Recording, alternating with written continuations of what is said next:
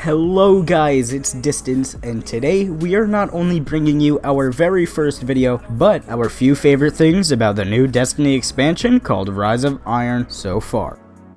First thing right off the bat, the Newfell Winter's Peak. Some of you guys may have not seen this yet, many of you have. For those who haven't seen it yet, to unlock this area you have to make it past the second mission in the new Rise of Iron campaign. Let's move on to the weapons. So far, I haven't gotten the new Iron Galahorn, or just the Galahorn for that matter. However, I do have the new sword. Now, I'm gonna be straight honest here. I think the sword is good. However, compared to other exotic swords like the Dark Drinker, Razelighter, and Boltcaster, it is simply inferior to them. Of course, the task to get it is not as tedious as the other exotic swords, which is probably why it is rather weaker. The question I may get here is, why do you say it's not as good? Don't get me wrong, the sword is not bad for how simple it is to get. The problem I have with the Young Wolf's Howl is that it has an ability just like all the other exotic swords, right? I mean, that's a one-up, except it takes 10 ammo away from the sword every time you use that ability. I'd say it's worth getting for the collection, but personally, I don't prefer it.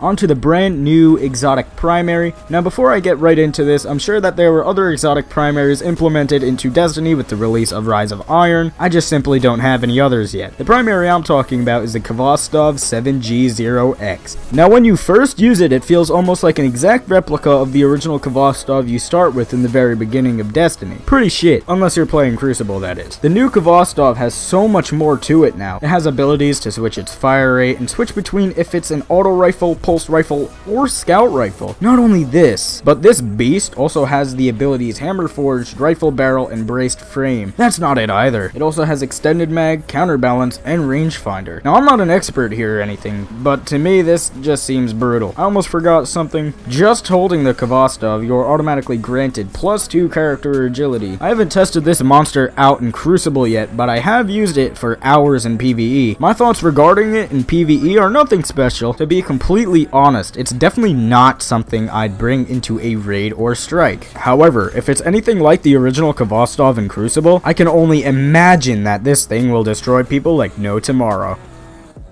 My overall thoughts for the new Rise of Iron storyline is kind of meh so far.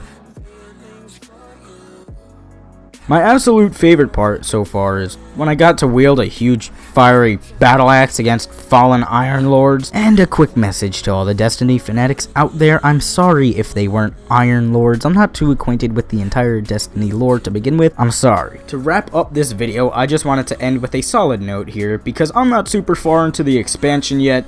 I have not a full clue of the true potential that this expansion can bring. So right before I end this video off, with any information or any opinions you have, be sure to tweet at us on the Twitter on the screen right now. You can hit us up there, and if you don't have Twitter, feel absolutely free to go in the comment section down below and tell us your thoughts and opinions on the new DLC as it stands right now. Thank you guys so much for stopping by. It's been Dystance. Until next time, peace.